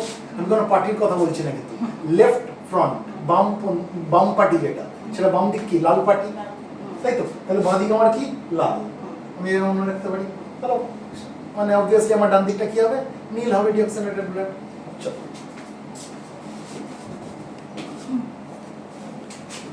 কিছুর সাথে কোরিলেট করে উদাহরণ দিলে না ওদের মনে রাখতে সুবিধা হবে।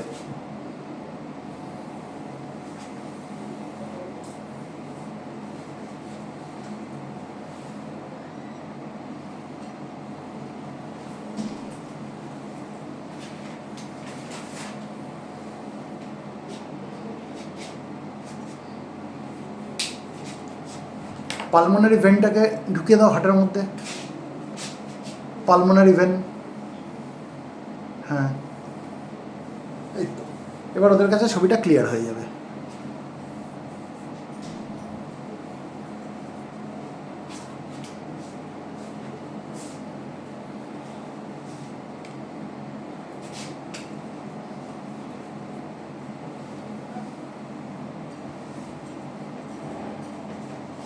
ওপরেরটা কি গেছে? অ্যালভিওলাস, ওপরের গোলটা। নিচের গোলটা কি?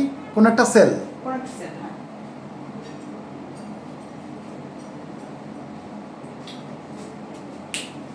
আমরা সেল বলে লিখে দাও।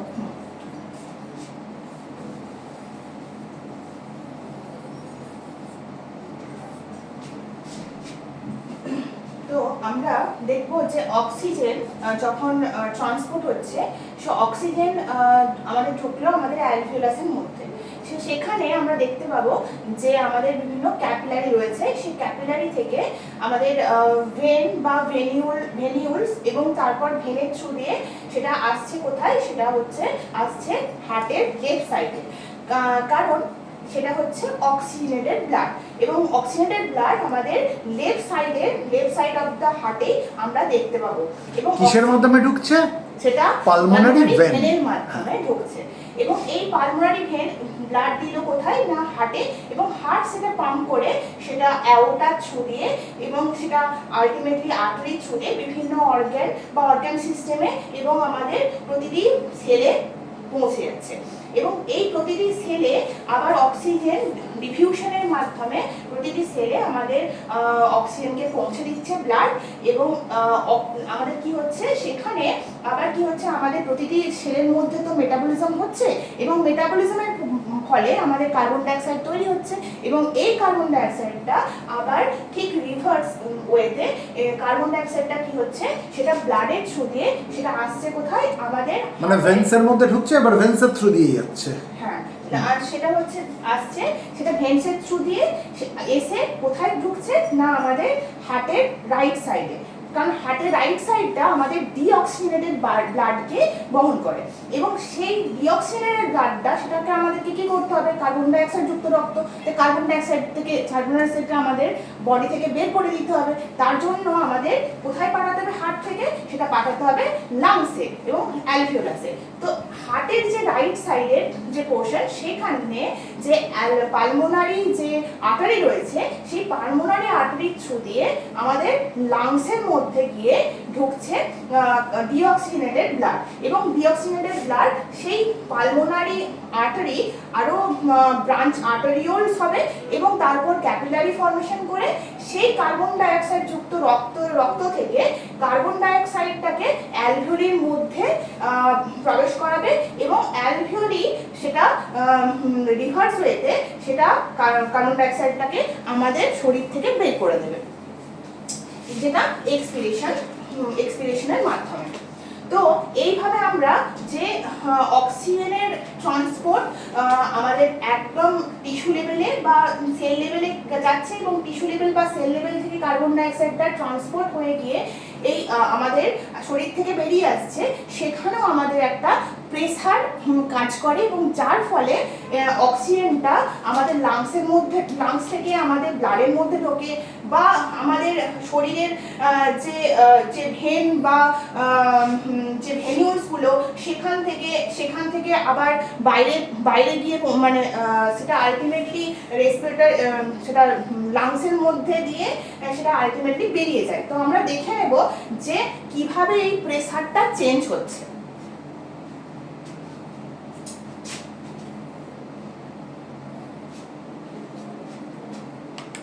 একটু জল খেয়ে নাও, একটু দম নিয়ে নাও, নিয়ে করো, কারণ মাঝখানে কিন্তু একটু ঘেটে যাচ্ছে কথাগুলো।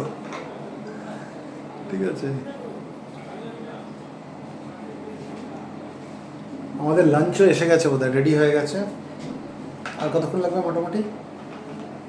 10-15 মিনিট। ঠিক আছে, খুব খেতে পাইনি তো? না, ঠিক আছে।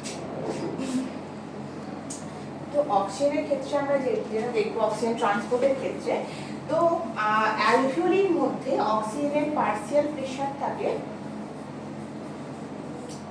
104 mmHg। সেটা যখন ব্লাডে প্রবেশ করছে এখানে প্রেসারটা থাকে, পার্সিয়াল প্রেসারটা থাকে 95 mmHg। কেননা আমরা জানি কি যে হাই প্রেসার জোন থেকে ডিফিউশনের মাধ্যমে লো প্রেসার জোনে আমাদের এয়ারটা ঢুকছে। তো অক্সিজেনটার এই প্রেসার চেঞ্জের, এই প্রেসার গ্রেডিয়েন্টের জন্যই অ্যালভিওলির যে অক্সিজেনটা সেটা ব্লাডে ঢুকছে। এবং এটা আমাদের দুইভাবে হয়ে থাকে।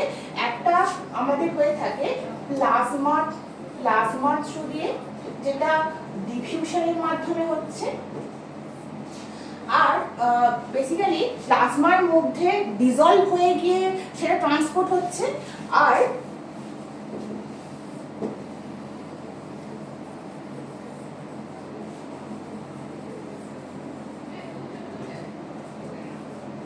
প্রায় রিমেনিং 97% সেটা কি হচ্ছে অক্সি হিমোগ্লোবিন ফর্মে সেটা হচ্ছে ট্রান্সপোর্ট হচ্ছে। অক্সি হিমোগ্লোবিন মানে আমরা কি বুঝবো, আমাদের আইরিশের মধ্যে যে হিমোগ্লোবিন পিগমেন্ট থাকে এবং সেই হিমোগ্লোবিন কি করে, সেটা অক্সিজেনের সঙ্গে যুক্ত হয় এবং অক্সি হিমোগ্লোবিন নামক কম্পাউন্ড তৈরি করে। এবার এভাবে 1/1 হিমোগ্লোবিনের সাথে কি হতে থাকে, 1/1 হিমোগ্লোবিনের সাথে আমাদের কি হতে থাকে, অক্সিজেন যুক্ত হতে থাকে। আমরা এটাকে Hb4 বলবো, কারণ এখানে আয়রনের 4টে আয়রন যুক্ত থাকে। তো Hb4 এর সঙ্গে আবার অক্সিজেন যুক্ত হয়, এভাবে Hb4O4, এরকম ভাবে simultaneously Hb4O6 and then Hb4O8, এভাবে 4টে অক্সিজেন অণু যুক্ত হয় এবং এই অক্সিজেন অণু যুক্ত হয়ে গিয়ে আলটিমেট একটা স্যাচুরেটেড ফর্মে গিয়ে পৌঁছায়। কিন্তু স্যাচুরেটেড ফর্ম আমি এটা বলতে পারি, কিন্তু এটা কিন্তু রক্তের মাধ্যমে গিয়ে আবার টিস্যু লেভেলে গিয়ে সেটা কিন্তু ভেঙে যায়, মানে এটা স্টেবল কম্পাউন্ড নয়, এটা হচ্ছে আনস্টেবল কম্পাউন্ড। তো এই ফর্মে কিন্তু আমাদের হচ্ছে অক্সিজেনটা ট্রান্সপোর্ট হতে পারে, আবার প্লাজমার থ্রু দিয়ে ডিজলভ অবস্থাতেও কিন্তু ট্রান্সপোর্ট হতে পারে। তো এবার আমরা দেখে নেব যে কার্বন ডাই অক্সাইডটা কিভাবে ট্রান্সপোর্ট হচ্ছে।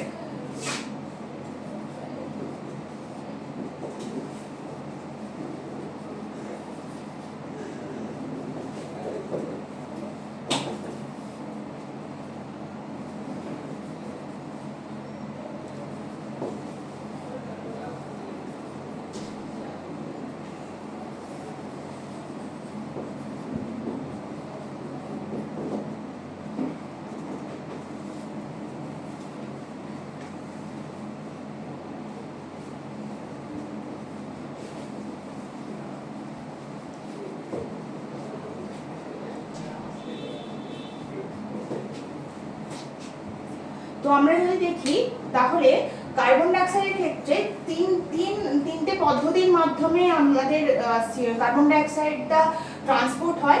প্লাজমাতে ডিজলভ কন্ডিশনে প্রায় 77% ট্রান্সপোর্ট হয়, প্রায় কার্বামিনো হিমোগ্লোবিন ফর্মে ট্রান্সপোর্ট হয়। কার্বামিনো হিমোগ্লোবিন বলতে আমরা কি বুঝি? হিমোগ্লোবিনের সাথে কার্বন ডাই অক্সাইড যখন যুক্ত হয় তখন কি হয়? কার্বামিনো হিমোগ্লোবিন তৈরি হয়, এবং সেই ফর্মেও কিন্তু আমাদের টিস্যু লেভেল থেকে বা সেল লেভেল থেকে কার্বন ডাই অক্সাইডটা ট্রান্সপোর্ট হয়। এবং আরেকটা ফর্ম আছে যেটা হচ্ছে কার্বনেট, বাইকার্বনেট ফর্মেও কিন্তু আমাদের অনেকটা পরিমাণ কার্বন ডাই অক্সাইড কিন্তু সেটাও ট্রান্সপোর্ট হয়। এবং সেটা হচ্ছে আমাদের যে আরবিসি রয়েছে সেই আরবিসিকে যদি আমরা দেখি, আরবিসির মধ্যেকার যে ফ্লুইড রয়েছে সেই ফ্লুইডটা সাথে আমাদের কার্বন ডাই অক্সাইডটা রিঅ্যাকশন করে, এবং তার সেভাবেই কিন্তু বাইকার্বনেট ফর্মে আমাদের কার্বন ডাই অক্সাইডটা ট্রান্সপোর্ট হয়।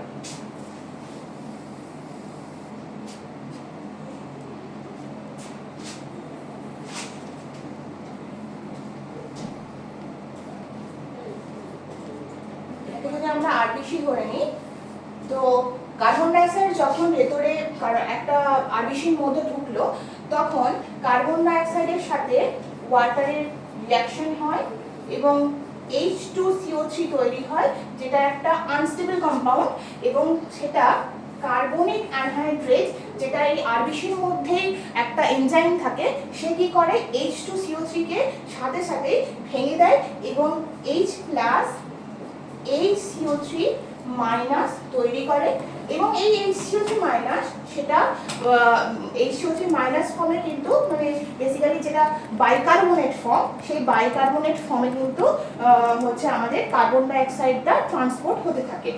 এইটাকে ব্যালেন্স করার জন্য কার্বন ডাই যেহেতু H2CO3 মাইনাস নেগেটিভ চার্জ, এবং আরবিসির মধ্যেকার এই নেগেটিভ ব্যালেন্সটাকে মেনটেন করার জন্য বাইরে থেকে ক্লোরাইড আয়ন ঢোকে, এবং এই জন্য এই যে বাইকার্বনেট আয়ন বাইরে বেরিয়ে আসছে, আরবিসির বাইরে বেরিয়ে আসছে এবং ক্লোরাইড আয়ন ভিতরে ঢুকছে, এটাকে আমরা ক্লোরাইড শিফট বলে থাকি।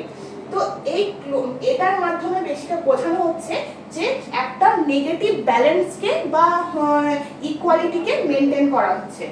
তো এই HCO3 সে কি করে, বাইরে যে সোডিয়াম আছে আমাদের NaCl যে ব্লাডে থাকবে, তো সেটা বেসিক্যালি কি ফর্মে থাকে? Na+ Cl- ফর্মে থাকে। তো সেই Cl- আমাদের তো আরবিসির মধ্যে ঢুকলো, এবং সোডিয়াম যে রয়েছে সেই সোডিয়াম কি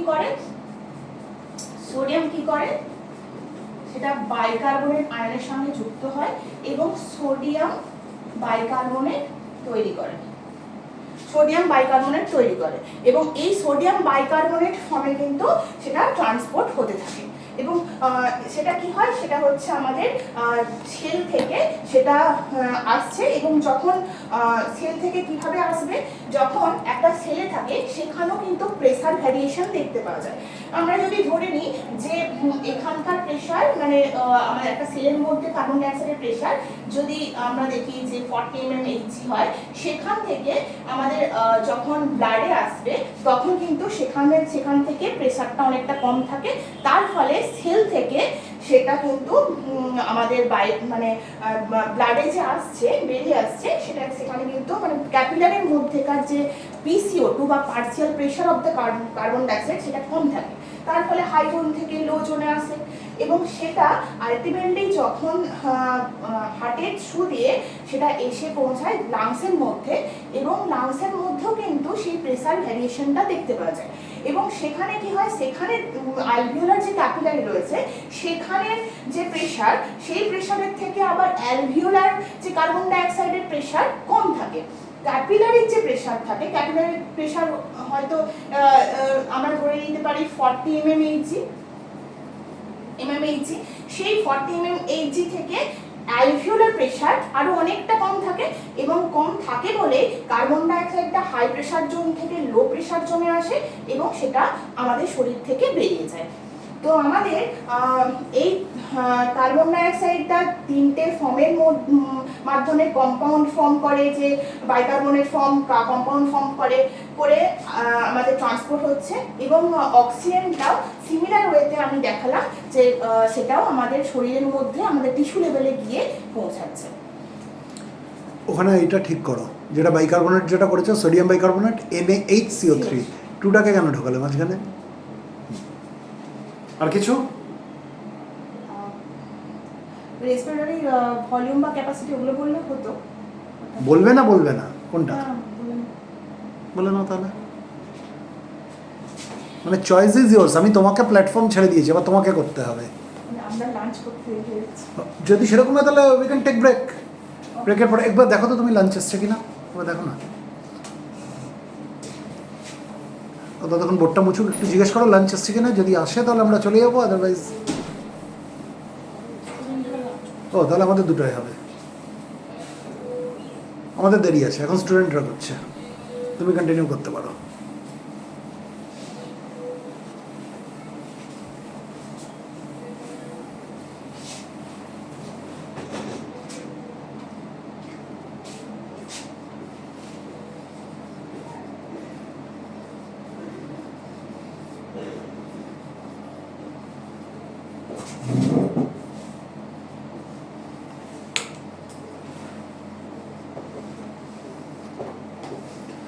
এরপর আমরা যেটা পড়বো রেসপিরেটরি ভলিউম এবং রেসপিরেটরি ক্যাপাসিটি নিয়ে। তো আমাদের রেসপিরেটরি ভলিউম যেটা পড়বো, রেসপিরেটরি ভলিউম মিন্স আমরা কতটা নর্মালি কতটা আমাদের লাংসের মধ্যে এয়ারটাকে প্রবেশ করাতে পারছি, বা আমরা ফোর্সফুলি কতটাকে প্রবেশ করাতে পারছি, বা কতটা ফোর্সফুলি আমরা বের করে দিতে পারছি, সেই ভলিউমটা আমরা জানবো। এবং এই ভলিউমগুলো আমরা স্পাইরোমিটার যে যন্ত্র আছে, সেই স্পাইরোমিটার যন্ত্রের সাহায্যে আমরা এটা মেজারমেন্ট করতে পারি, এবং এই স্পাইরোমিটার বা এই যে প্রসেসটাকে আমরা স্পাইরোমেট্রি বলতে পারি। তো আমরা দেখে নেব যে কি কি ভলিউম আমাদের মেজার করা হয়। টিভি বা টাইডাল ভলিউম, তো টিভি বা টাইডাল ভলিউম যেটা রয়েছে, এই টাইডাল ভলিউম বা টিভি সেটা আমাদের কি নর্মালি আমরা কতটাকে ইনহেল করছি বা কতটাকে এক্সহেল করছি, সেই অ্যামাউন্টটাকে আমরা কি বলবো যে টাইডাল ভলিউম। সেটা কত? 500 ml বা আমরা বলতে পারি 0.5 লিটার। এবার আমরা আসবো না, ইকুয়ালস টু না দিয়ে না, ওই অ্যাপ্রক্সিমেট দাও, এরকম ঢেউয়ের মতো করে দাও, মানে অ্যারাউন্ড 500 ml।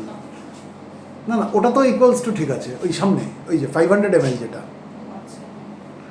এক্স্যাক্ট তো হয় না, এটা তো মানে মেল ফিমেল আলাদা আলাদা হয়। যেমন মেলের ক্ষেত্রে আমরা অ্যারাউন্ড 500 ml হয়, ফিমেলের ক্ষেত্রে একটু কম হয়, অ্যারাউন্ড 400 ml হয়। মোটামুটি আমরা 500 ml ধরে এগোই।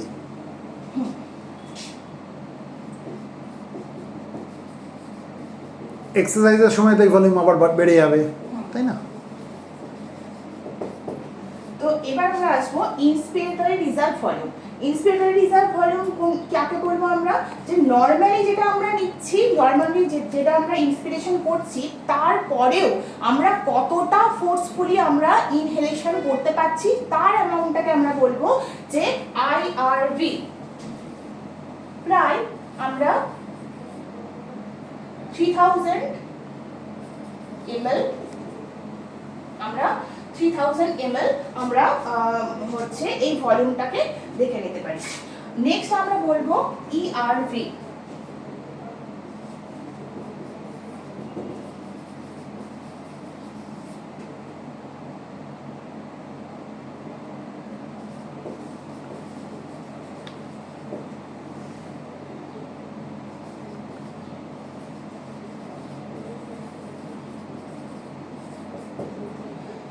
ইআরভিটা কি না, ইন্সপিরেটরি রিজার্ভ ভলিউম। তো ইন্সপিরেটরি রিজার্ভ ভলিউমটা কি, যে আমরা নর্মালি যে এক্সহেলেশন বা এক্সপিরেশন করছি তারপরেও আমরা ফোর্সফুলি কতটা আমরা এয়ারকে বাইরে বার করতে পারছি।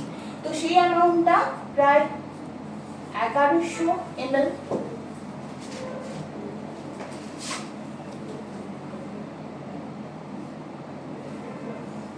এবারে আমরা দেখব ইন্সপিরেটরি ক্যাপাসিটি। তো ইন্সপিরেটরি ক্যাপাসিটি মিন্স আমরা নর্মালি কতটা নিচ্ছি সেটা হচ্ছে 500, আর যেটা আমরা ফোর্সফুলি কতটা নিচ্ছি সেটা হচ্ছে 3000। তো আমরা নর্মালি এবং আমরা ফোর্সফুলি কতটা অ্যামাউন্টের বাতাসকে আমরা লাংসের মধ্যে রাখতে পারছি সেটাই হচ্ছে আইসি বা ইন্সপিরেটরি ক্যাপাসিটি। তো সেটা নিয়ারলি 3500 ml। নেক্সট আমরা দেখব ইসি।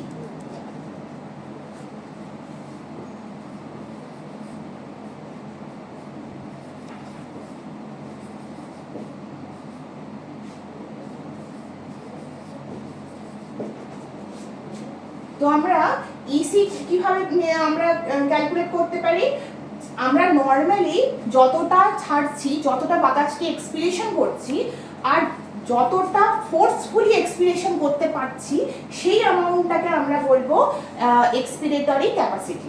সেটা নিয়ারলি 1600 ml।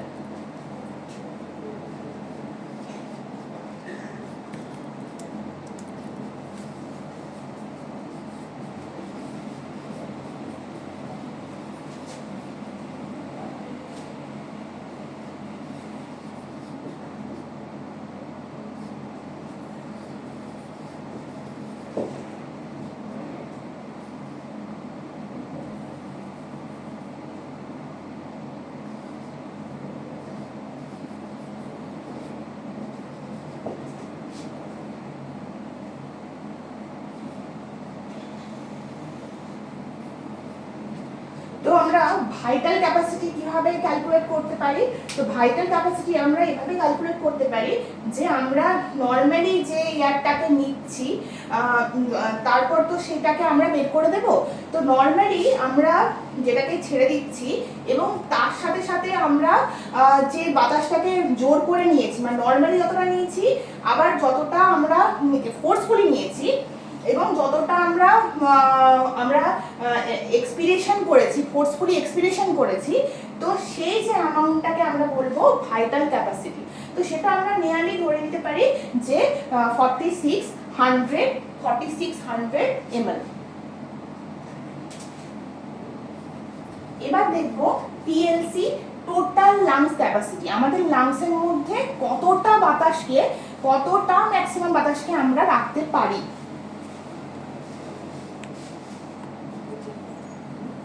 তার আগে আমাদেরকে একটু জেনে নিতে হবে RV reserve volume, residual volume. Residual ভলিউমটা কি না, রেসিডুয়াল ভলিউম সেটাই যেটা আমরা ফোর্সফুলি লাংস থেকে বের করে দেওয়ার পরেও, এয়ার ফোর্সফুলি আমাদের লাংস থেকে বের করে দেওয়ার পরেও যে এয়ারটা আমাদের লাংসের মধ্যে থেকেই যায় সেটাকে বলা হয় রেসিডুয়াল ভলিউম, যেটা নিয়ারলি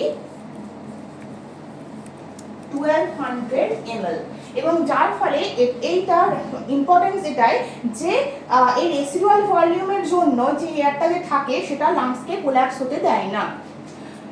এবং এই যে ভিসি আমরা যেটা ক্যালকুলেট করেছি, এই ভিসির সাথে আমরা আরভি কে যদি আমরা ক্যালকুলেট করি, সাম করি, তাহলে আমরা কি পাবো, টিএলসি বা টোটাল লাংস ক্যাপাসিটি। তো ভিসি আমরা নিয়ারলি রেখেছিলাম 4600 অ্যান্ড দেন আমরা দেখেছিলাম যে রেসিডুয়াল ভলিউম 1200 ml।